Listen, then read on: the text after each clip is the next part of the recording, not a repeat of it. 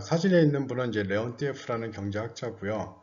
1953년 이 레온티에프 경제학자가 검증을 한번 해보자 했습니다. 그 검증이라는 게 무엇이냐면 미국은 전 세계적으로 자본이 가장 많은 국가 중에 하나니까 당연히 미국은 자본 집약적인 산업을 특화해서 수출을 하겠거니 하는 생각을 가지고 그러니까 확인하고 싶은 거죠.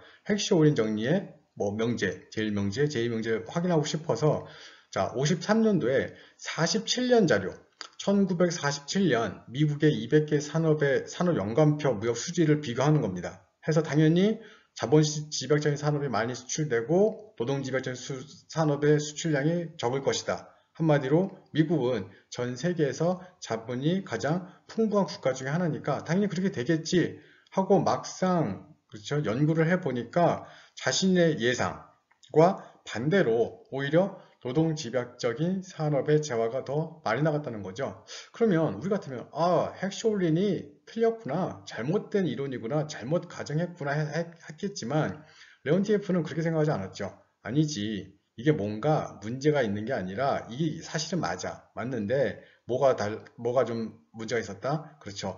너무 가정이 심했다. 질적 차이가 존재한다. 여기서 말하는 질적 차이가 뭐냐면 우리 앞에서 가정했습니다. 투입량이 동일하다면 그죠? 생산함수가 동일하다고 했었죠. 그렇다는 그 이야기는 미국의 노동자가 1시간 일하고 인도의 노동자가 1시간 일하면 어떻게 된다? 그렇죠. 그 생산량은 동일하다, 가치는 동일하다고 했기 때문에 그렇죠. 투입량이 동일하다면 동일 생산량이 나올 것이기 때문에 그러한 부분들 그리고 한마디로 차이가 없다. 노동의 질적 차이가 없다. 그리고 또 하나 이제 뒤에서 설명을 하겠지만 좀 어떤 노동 집약적인 산업이라도 뭐가 그렇죠. 자본이 많이 투입되는 그런 산업이 있는데 이런 부분들에 대한 그렇죠. 생각이 좀 짧았다. 뭐 어떻게 보면 그 정도까지 이야기고 그래서 결론적으로 레온티에프가 연구했는데 예상과는 달리 반대의 결과가 나왔다고 해서 바로 그렇죠. 레온티에프의 역설, 레온티에프 파라독스라는 표현을 씁니다. 1953년 레온티에프가 47년도 미국의 무역 연관표를 가지고 이제 분석을 했습니다. 핵시 올린 정리가 맞다는 가정하에 검증한 거죠. 그런데 막상 뚜껑을 열어보니까 실제로 연구를 하면 할수록 미국은 자본 집약적인 산업보다는 노동의 투입량이 큰 산업이 특화돼서 나가고 있었던 겁니다. 그래서 다시 이야기하면 핵시 올린 정리의 예상이 달랐던 거죠. 그러니까 예상과는 달리 결과는 미국은 반대였었는데 그 이유를 여러 가지 이유를 들었겠지만 첫 번째로 가정을 너무 심하게 했다. 그렇죠? 그다음에 뭐 질적 차이를 무시했다. 질적 차이라는 게 무엇이냐면 미국 노동자가 1시간, 인도 노동자가 1시간 일하면 생산력은 똑같다고 가정했기 때문에 그런 부분들에 대해서 이런 오류가 발생하지 않았을까. 뭐 오류는 아니고요. 결론적으로 얘를 레온티에프의 역설이라는 표현을 썼습니다. 자, 지금 자동차 공장인데요. 왼쪽은 우리가 앞에서 한번 설명 아직 드렸지 않았지만 미국의 현대자동차가 진출하고 있습니다. 공장을 2개 지었는데요. 하나는 엘라바마에 있고요. 또 하나는 조지아에 있습니다. 조지아주에 엘라바마주에 있는 게 현대자동차, 조지아주에 있는 게 기아자동차인데 자, 왼쪽에 있는 사진은 엘라바마에서 산타페가 이제 첫 차가 나오는 그런 장면이었습니다. 다 부서 노동자들이 다 미국 사람들이죠. 오른쪽에 있는 자동차는 현대자동차의 인도 공장입니다. 물론 차가 전혀 다르죠. 산타페고 뭐 i10 정도 이제 좀 싼 차만 만들었는데 보세요, 여러분들. 미국에서 자동차인가 예를 들어서 이 자동차 동일하다면 미국에서 만든 자동차가 있고 여기 인도에서 만든 자동차가 있습니다.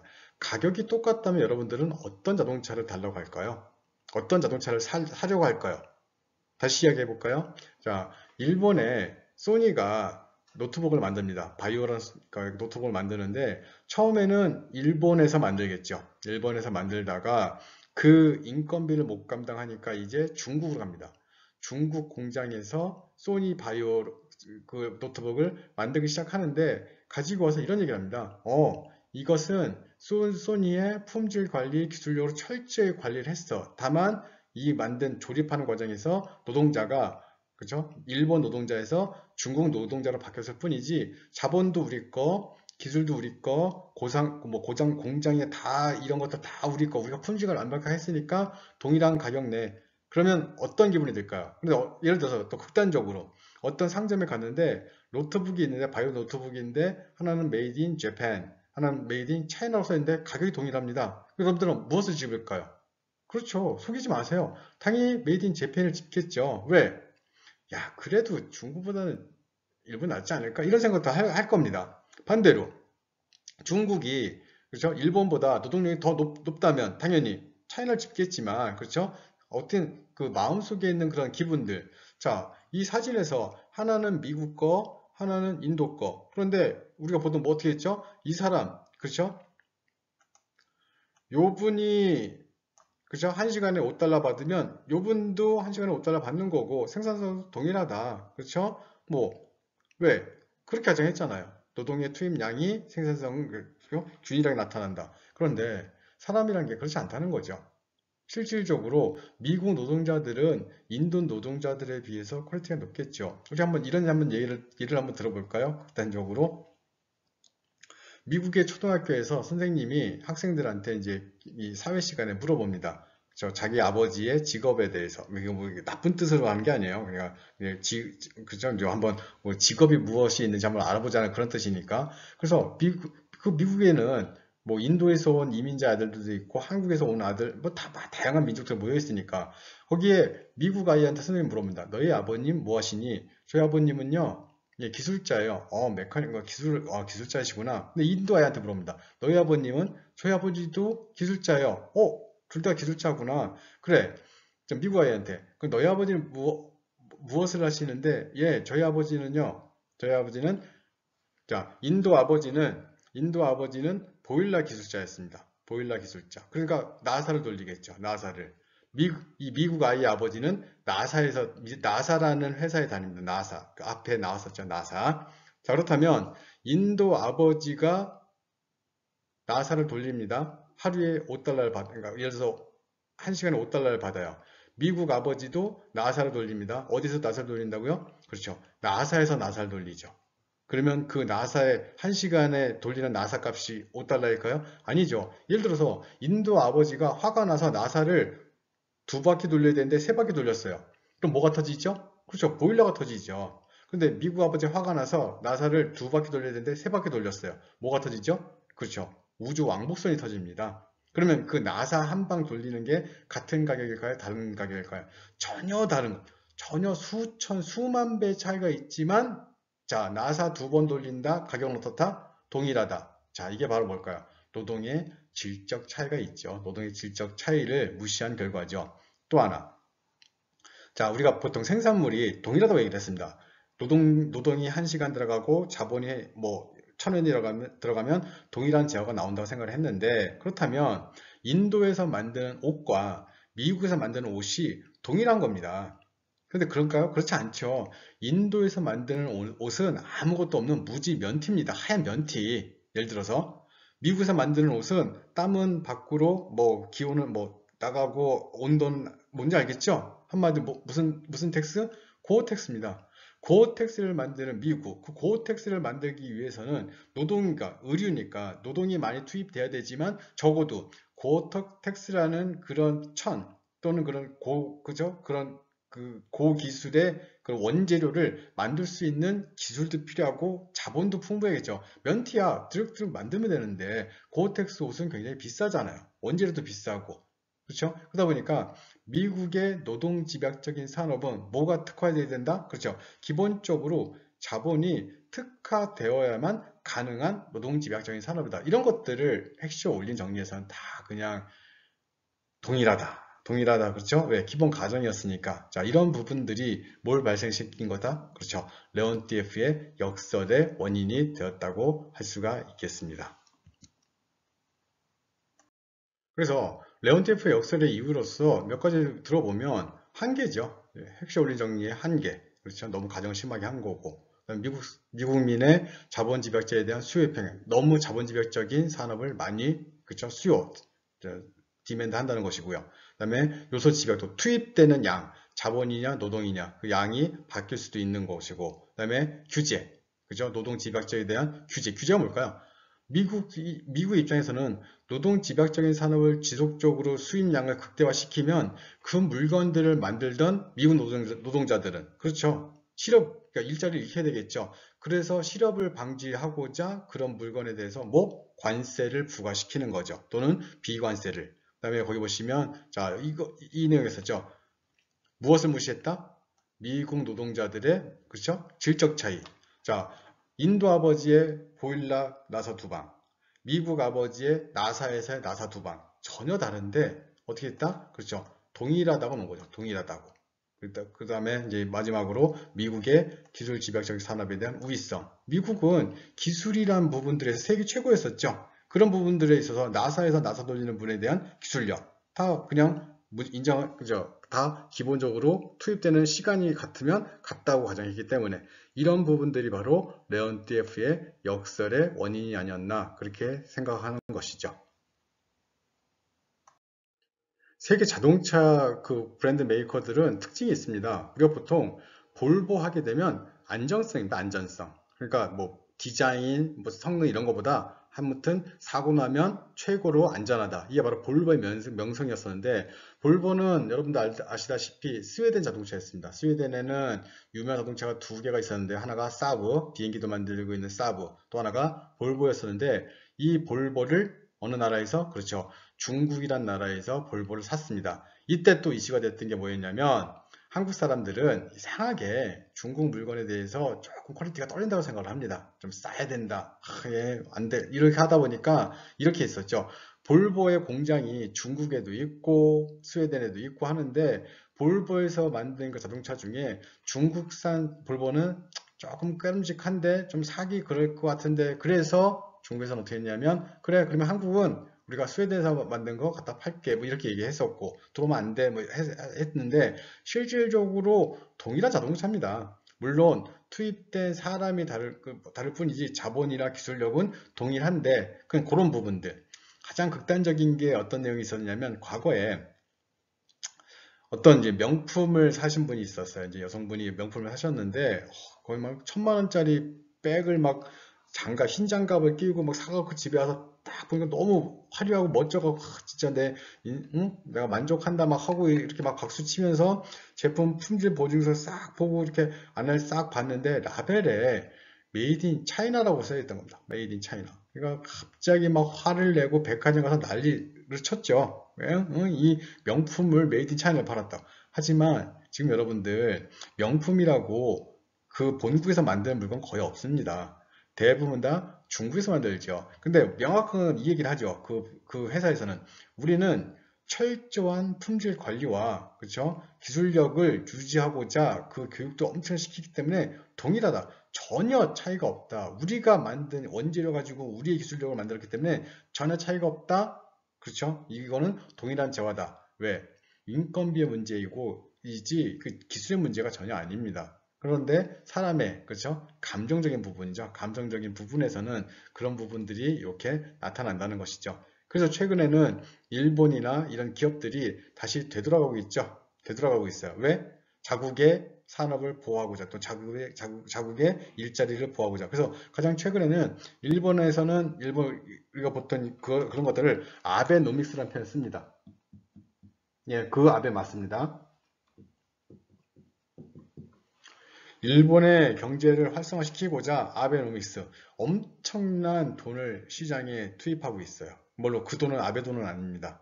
한마디로 미래 누군가, 미래 내 손자, 손녀 누군가 그렇죠. 다음 세대가 갚아야 될 돈이니까 국채 발행한 거니까요. 이렇게 하는데 이 아베노믹스처럼 이렇게 하게 되면 이 일본의 경제가 막 좋아지면서 사람들에 대한 수요가 늘어납니다. 그러면 산업이 다시 되돌아오고 있죠. 되돌아온다. 그래서 해외에 나갔다가 되돌아온다는 이런 표현을 리쇼링이라는 표현을 쓰는데 한번 찾아보세요. 그래서 되돌아오고 있기 때문에 일본 경제가 지금 화랑처럼 보이지만 사실은 지금 빚내고 쓰고 있는 겁니다. 굉장히 위험할 수 있는데 거기다가 지금 올림픽을 하네 안 하네 지금 굉장히 걱정이 많을 텐데 아무튼 그래서 해외에 나가는 이유는 여러 가지가 있지만 첫 번째 해외에 나가는 이유는 여러 가지가 있지만 뭐 몇 가지가 있습니다. 뭐 시장을 확보하고자 또는 효율성, 즉 그 임금이 싼 노동자를 쓰고자 효율성을 증가하고자 원재료를 뭐 파악하고자 또는 기술을 획득하고자 뭐 이런 것들이 있는데 아무튼 지금 현재 중국은 볼보를 가지고 있고요. 지금에 판매되는 볼보 자동차는 중국에서뿐만 아니라 전 세계에서 만들어 판매하고 있으니까 절대로 다른 차는 아니라고 볼 수가 있겠습니다. 이제 마지막 토픽으로 관세 효과에 대해서 이제 배워볼 텐데요. 뭐 관세란 것은 여기 테리프란 표현이 있고요. 그렇죠? 자, 벌써 느낌 그렇죠? 미국의 트럼프 대통령, 중국의 시진핑 주석. 자, 가운데 뭐가 있죠? 콩이죠, 콩. 콩 분쟁. 왜 그러냐면 미국에서 막대한 콩을 그렇죠? 생산하고 있는데 중국이 또 콩을 엄청나게 수입을 합니다. 콩은 무엇의 월 재료이니까 누가 이걸 먹고 살죠? 그렇죠? 돼지죠. 돼지인데 또 중국 사람들은 돼지고기를 엄청 수요를 많이 하고 있고요. 그런 과정 속에서 중국이 콩을 안 사주겠다. 그러니까 이제 막 또 문제가 생기고 거기에 대해서 이제 트럼프가 또 아베를 또 하니까 아베가 또 콩을 우리가 사줄게 하고 그럼 중국은 그래 니네가 안 사고 우리는 아르헨티나로 간다. 그래서 아르헨티나의 팜파스 지역에 과거에는 소떼들을 먹이기 위한 풀이 자라고 있었는데 지금은 엄청난 양의 콩이 수확되고 있습니다. 콩을 다 기르고 있죠. 왜? 목초지에서 소기르느니 콩에서 중국에 수출하는 게 훨씬 더 그죠? 그 가격 경쟁력에서 좋으니까 그만큼 중국의 식생활, 중국의 소비가 전 세계 산업을 바꾸고 있습니다. 자, 이런 것들이 다 이제 관세 효과인데 관세 여기 보시면 여러분들 스틸이죠. 스틸 테리프스 중국의 철강. 근데 이게 문제가 뭐냐면 미국이 굳이 철강할 필요가 없어요. 왜? 경쟁력이 안 되니까. 그런데 여러분들 이렇게 생각하시면 됩니다. 마이크로소프트에서 일하는 사람과 그렇죠? 미국의 철강 회사, US 스틸에서 일하는 사람 어느 에서 사람을 많이 쓸까요? 당연히 US 스틸이죠. 철강 회사. 마이크로소프트 속된 표현으로 디자이너 몇 명하고 그죠? 프로그램 몇 명이 막 쳐서 CD도 요새 안 주죠. 그냥 딱 팔고 싶으면은 한번 한정판 써봐. 막 한 30일 쓰다가 갑자기 이거 좋네. 계속 쓸까 했더니 갑자기 어느 날 안 되죠. 뭐라 그래요? 이제 사야지. 한정판 썼으니까 트라이얼 썼으니까. 이렇듯이 MS가 US 스틸에서 그죠? 엄청난 수익을 얻지만 고용되는 사람의 숫자는 그렇게 크지 않다는 것이죠. 그런데 대통령은 누가 뽑습니까? 컴퓨터가 뽑는 게 아니라 사람이 뽑죠. 실업이 많아지게 되면 그저 재선이 어려워지는 겁니다. 그러니까 당연히 사람이 투입되는 양이 많은 산업, 철강이라든지 석탄이라든지 뭐 정유회사 이런 데는 사람 수가 많다 보니까 그 산업을 보호해야 되는데 미국 입장에서는 경쟁력이 없죠. 그런데 없음에도 불구하고 보호를 하겠죠. 뭘로?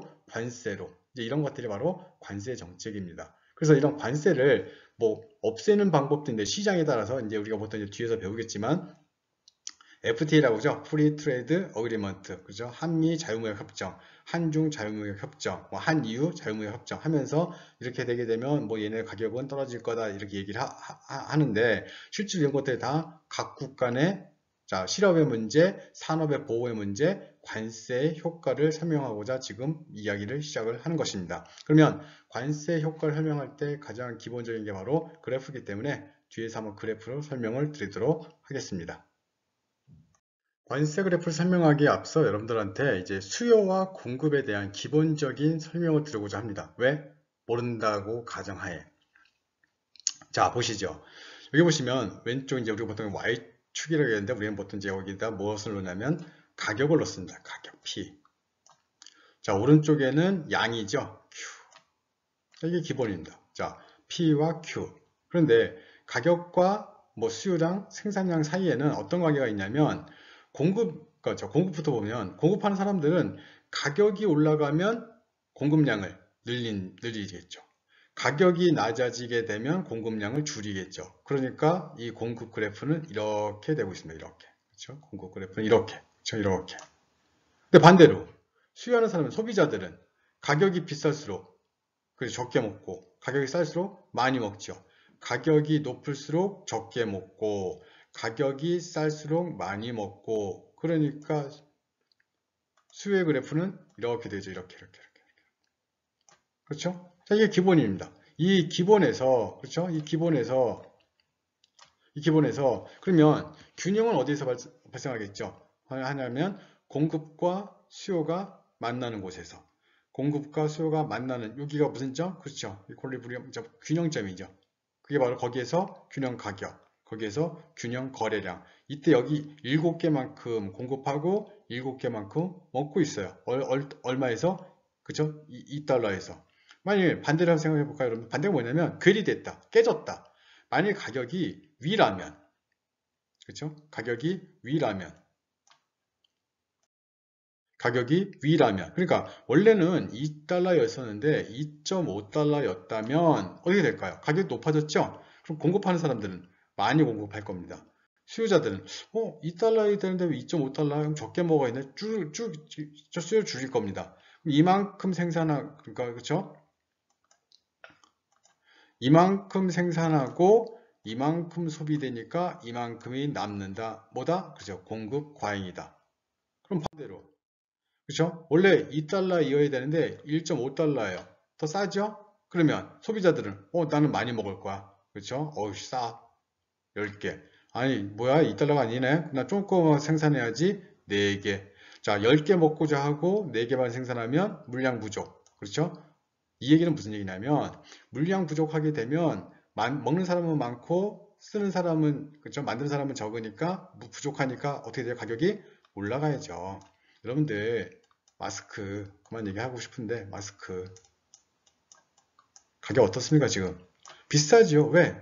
물론 이제 뭐 매점 매석도 했다 뭐 하다 하는데 안 쓰던 사람들 쓰잖아요 지금. 왜? 모든 사람이 써야 되니까. 엘리베이터에 딱 타는데 마스크 옛날 같으면 마스크 쓰면 무슨 강도가 되는데 요즘은 마스크 안 쓴 사람을 보면 굉장히 이상하죠. 그렇듯이 모든 전 국민이 마스크를 써야 되니까 많이 써야 되는데, 그렇죠? 이제 물론 가격 어떻게 될까요?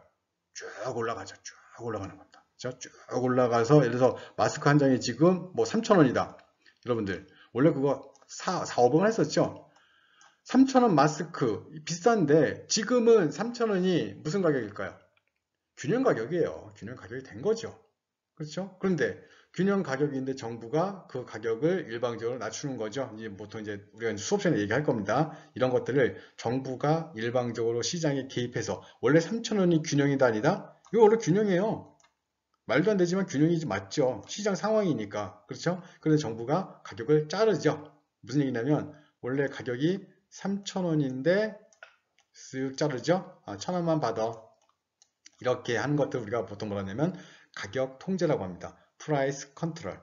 가격 통제인데 얼마까지 받을 수 있다? 1,000원. 그래서 이걸 뭐라 하냐면 최고 가격제라고 합니다. 최고 가격제.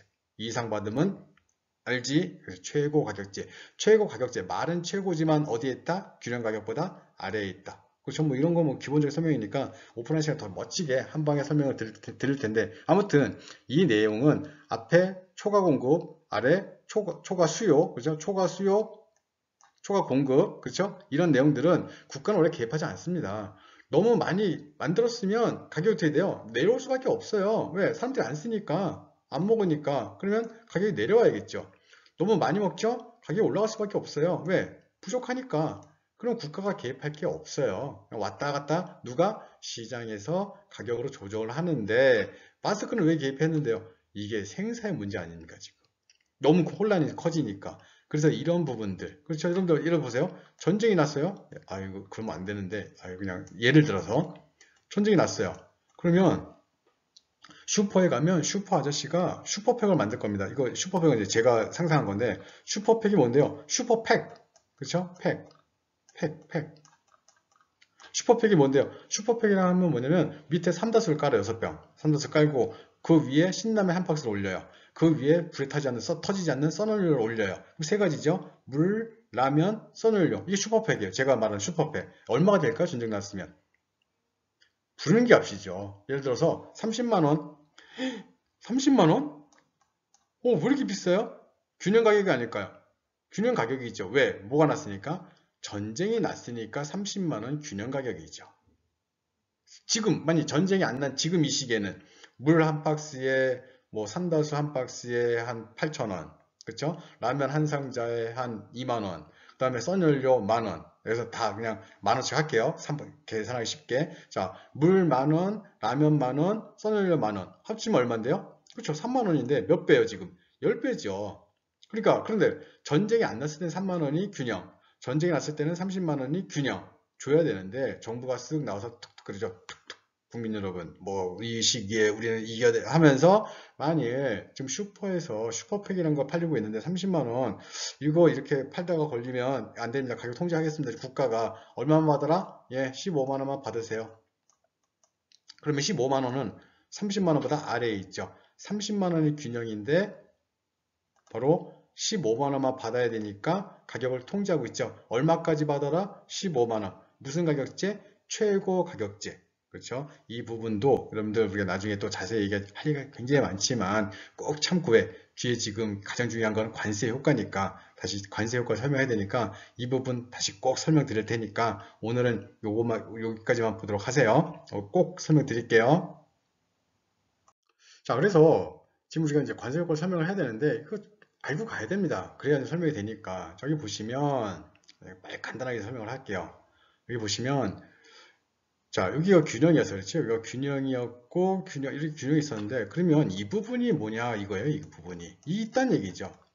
쉽게 얘기하면, 사과가 지금 한 개에 1,000원이에요. 사과가 한 개에 1,000원인데, 소비자 중에 이런 사람이 있어요. 나는 사과를 하루에 한 개라도 안 먹으면 난 가시가 돋죠. 그렇죠? 난 죽을 것 같아. 그래서 내가 생각하는 사과의 값은 10,000원이야. 10,000원이어도 먹는다, 먹는다? 먹겠다, 이 얘기죠. 그래서 이 사람이 시장에 갔어요. 갖고 아주머니 사과 한 개 주세요. 얼마예요? 1,000원. 아니요 아주머니 저는 생각이 사과는 10,000원이라고 생각하니까 10,000원 받으세요. 이런 사람 없죠. 그렇죠? 내가 얼마까지 주겠다? 지불 용의가 10,000원까지 나와 있는데 얼마다? 1,000원이다. 그럼 얼마가 남는다? 그렇죠. 9,000원이 남지는 않은 거지만 그렇죠? 남는 듯한 기분. 그럼 8,000원인 사람, 7,000원인 사람, 이게 뭐죠? 뭐 2,000원인 사람, 뭐 2,000원인 이런 사람들은 다 그 부분들이 남는 것처럼 느껴진다. 그래서 뭘로 들린다? 그죠? 컨슈머 서플러스, 즉 소비자 잉여라고 합니다. 소비자 잉여. 이 부분은 소비자 잉여예요. 그렇죠? 소비자 잉여.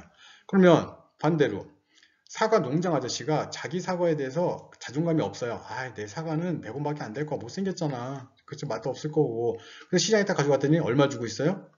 1,000원 주고 있네요. 아싸, 땡큐죠. 그럼 내 건 100원짜리니까 100원 받을게요. 이러진 않죠. 예, 감사합니다. 가슴 속에는 얼마가 남았다? 그렇죠. 900원이 남았다. 그렇죠. 800원이다. 200원 남았다. 그래서 아래쪽은 다 뭐다? 그렇죠. 생산자 잉여라고 표현을 씁니다. 생산자 잉여. 다시 여러분들 그거 한번 그려보세요. 그래서 위쪽은 소비자 잉여, 아래쪽은 생산자 잉여. 왠지 아시겠죠? 자기가 지불하고자 하는 용의 값보다 낮으니까 다 남는 거고, 자기가 받고자 하는 가격보다 더 높으니까 생산자한테 남는 거고, 그래서 아래쪽 삼각형은 생산자 잉여, 위쪽 삼각형은 소비자 잉여라고 합니다. 그래서 우리가 앞에서 소비자 잉여를 배웠어요. 소비자 잉여와 생산자 잉여. 이것 때문에 배운 거죠. 자, 이제 봅시다. 국제무역이 수입국에 주는 효과. 국제무역을 하게 되면 이득을 얻는데 어떤 이득을 얻는지 한번 보자는 거죠. 무슨 얘기냐면 국제무역 수입국, 수입하는 나라는 왜 수입을 할까요? 기본적으로. 그렇죠. 국제 가격이 자기네 나라 가격보다 싼 거예요. 예를 들어서 우리나라 쌀, 굉장히 쌀이 비싼 축에 속합니다. 20kg 한 가마에 6만 원인데 해외 시장에서 봤더니 10,000원이에요. 20kg를. 그러니까 국제시장 가격이 10,000원인데 우리나라에서는 6만 원이다? 그럼 어떻게 될까요? 수입해야겠죠. 그러면 보세요 여러분들. 교역 이전에 국내 가격이 지금 어디에 책정되어 있냐면 여기에 책정되어 있습니다. 높죠. 그렇죠? 자, 교육 이전 가격인데 그런데 국제 가격을 파악해 봤더니 국제 가격은 국내 가격보다 현저하게 낮게 있습니다. 현저하게. 당연히 뭐 할 거야? 수입업자들은 쌀을 수입하겠죠. 수입하게 되면 국내 가격이 6만 원인데 우리나라가 큰 나라입니까? 작은 나라입니까? 이제 보통 이제 우리 이런 표현 쓸 때는 소국이라는 표현 써요.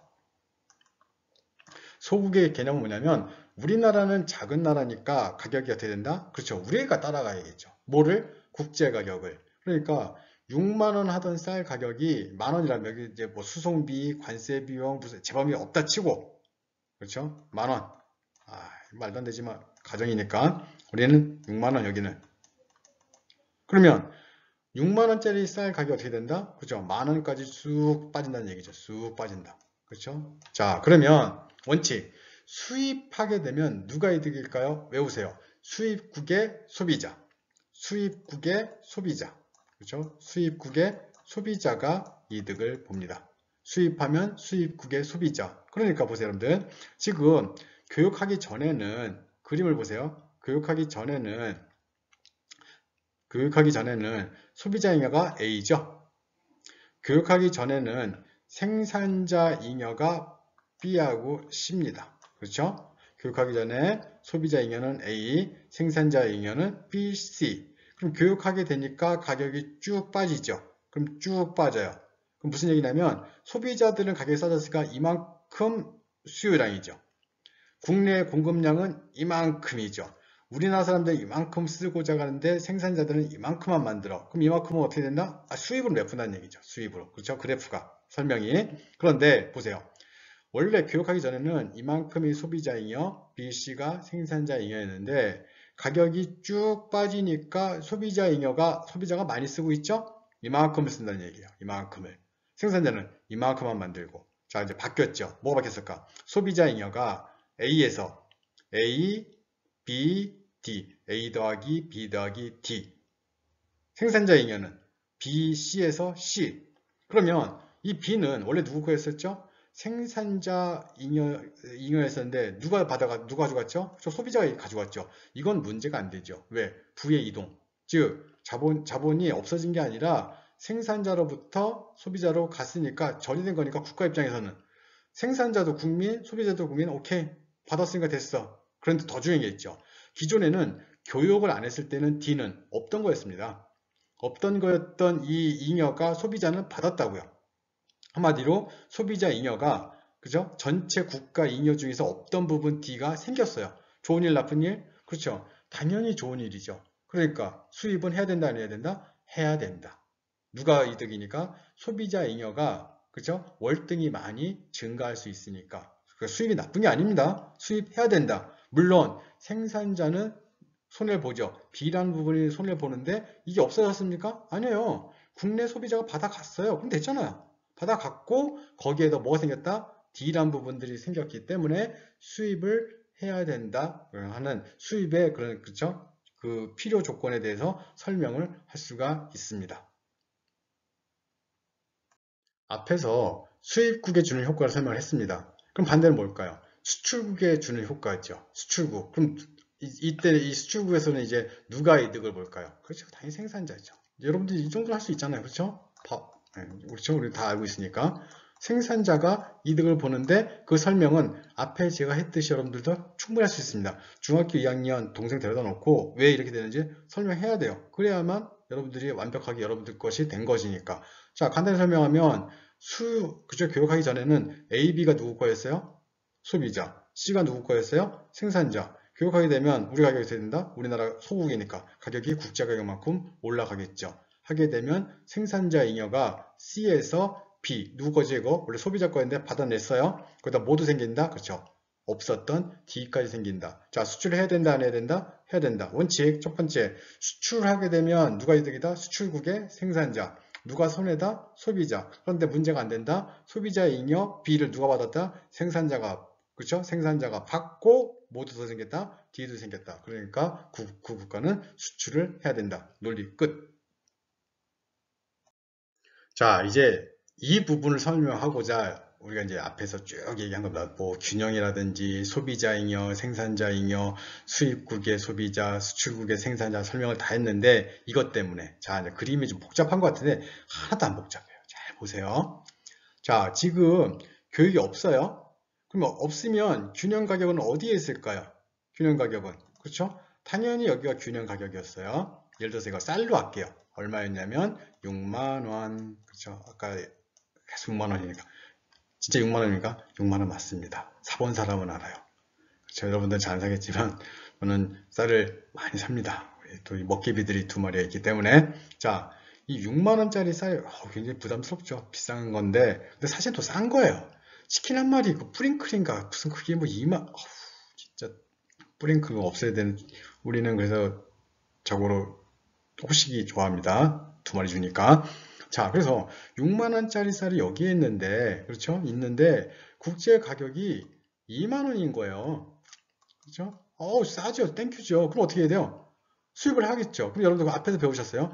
수입하면 가격이 어떻게 된다? 그렇죠. 쭉 내려와야 되는데 이렇게 내려오게 되면 그렇죠. 자, 북극의 눈물, 아마존의 눈물, 남극의 눈물 다 눈물 흘리잖아요. 누가 눈물을 흘리실까요? 그렇죠. 파머.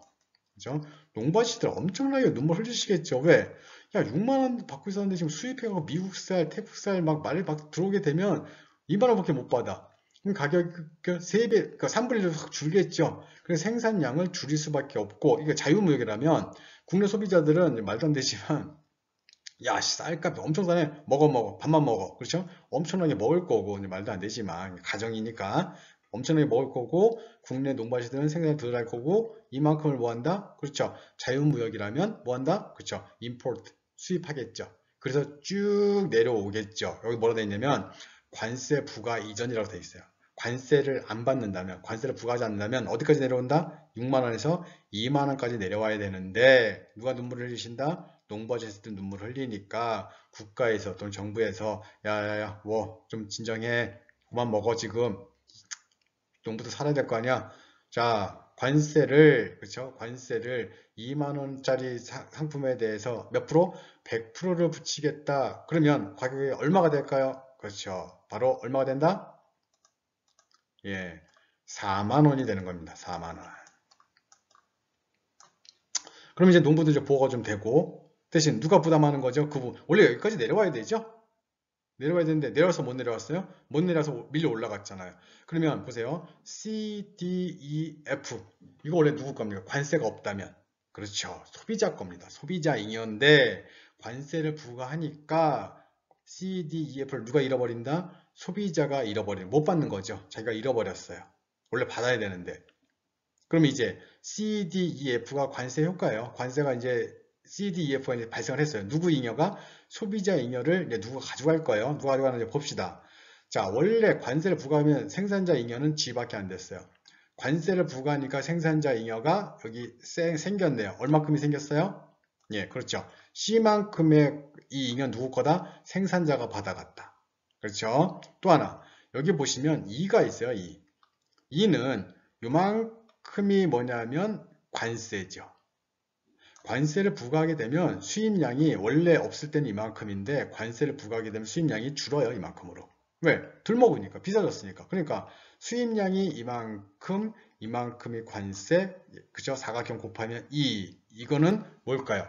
정부의 관세 재정 수입입니다. 정부의 관세 재정 수입.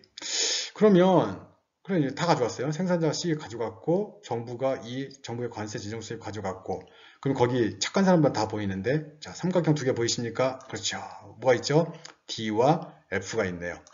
D와 F 소비자는 잃어버렸지만 생산자는 못 받았어요. 아니 생산자도 못 받고 정부도 못 받고 이 얘기는 한마디로 없어진 거예요. 잃어버린 자는 있는데 받은 자가 없다. 한마디로 순손실이죠. 어떤 순손실? 사회적 순손실이라고 합니다. 사회적 순손실. 그럼 이거 가격적인 측면 말고 이런 부분 한번 이해해 보실래요? 원래 이 아이가 밥을 너무 좋아해 갖고 10그릇을 먹어야 돼요. 가격이 2만 원일 때. 밥 엄청 좋아하는 애죠? 10그릇을 먹어야 되는데, 그렇죠? 가격이 2만 원이고 엄마가 막 퍼주는 거죠? 근데 가격이 4만 원이 됐어요. 애가 먹는 건 좋지만 어머니 입장에서 너무 부담스러운 거야. 한 끼 어떻게 10그릇을 먹냐? 아들아, 미안한데 네가 원래 10그릇을 먹어야 행복한 거, 그죠? 만족 다 이루었노라 하는 거 아는데 10그릇 주기에는 엄마가 너무 힘들어. 야, 우리 그냥 합의하자. 7그릇. 그러면 이 아이도 압니다. 내가 진짜 밥을 너무 많이 먹지. 내가 무슨 그래, 7그릇, 오케이, 엄마, 고맙습니다. 7그릇. 그런데도 불구하고 얘는 만족하지 못해요. 왜? 몇 그릇 먹어야 되는데. 10그릇 먹어야 되는 애가 7그릇밖에 못 먹으니까 만족하지 못하고 하는 이 사회적 불안감.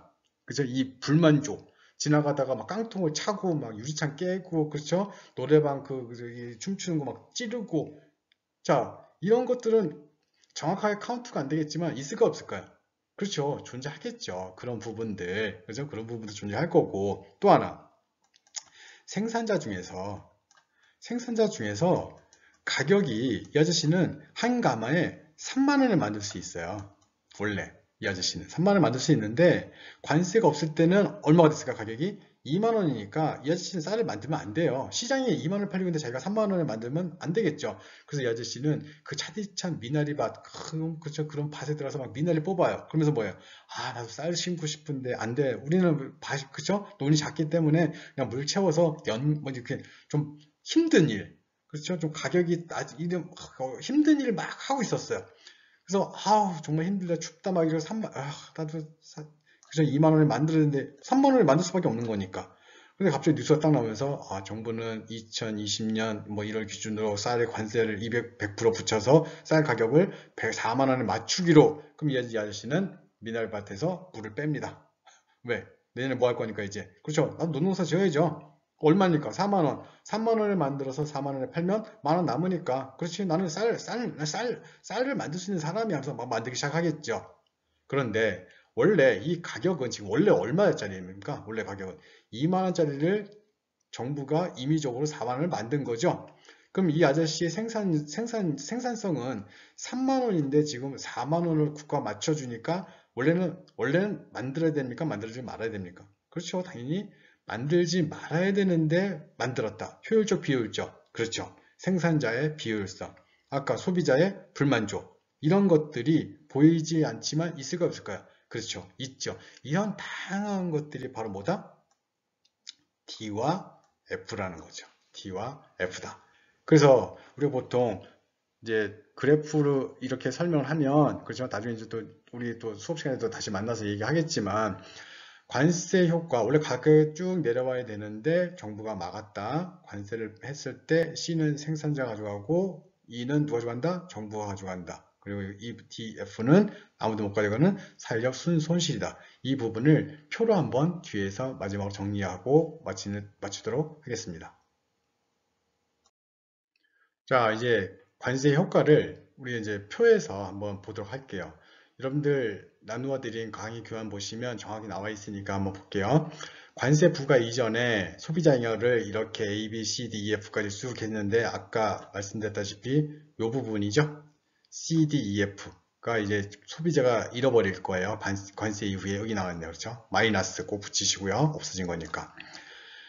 생산자는 G만 받고 있었어요. 관세를 부과하지 않았기 때문에. 그런데 그 소비자가 잃어버린 것 중에 C를 받았네요. 그렇죠? 플러스 C. 정부는 관세가 없었으니까 없다가 2를 받았으니까 플러스 2. 근데 잃어버린 사람은 이만큼 잃어버렸는데 받아간 건 A, B, C. 아니, 그러니까 뭐 없었다? 그렇죠. 삼각형 몇 개? 그렇죠. 2개. 그렇죠. 이걸 사회적 손실이라고 얘기를 하죠. 이것을 정리하자면, 자, 이제 관세 효과를 한번 써보겠습니다. 1번.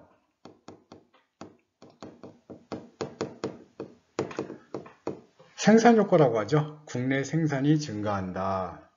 2번.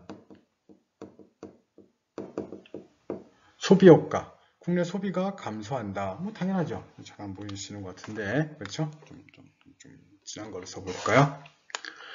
날이 밝아오고 있습니다. 새벽 2시부터. 그렇죠? 3번. 정부의 관세 재정 수입 효과. 그렇죠? 정부의 관세 재정 수입 효과. 자, 네 번째. 자, 이제 이 부분이죠.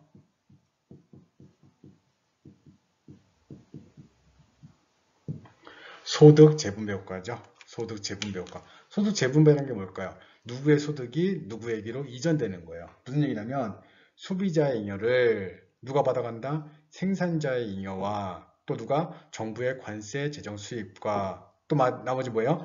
아무도 못 가져가는 사회적 손실로 나누어진다. 이게 바로 소득 재분배죠. 소비자의 잉여를 생산자와 정부와 아무도 못 가져가는 사회적 손실로 나누어진다.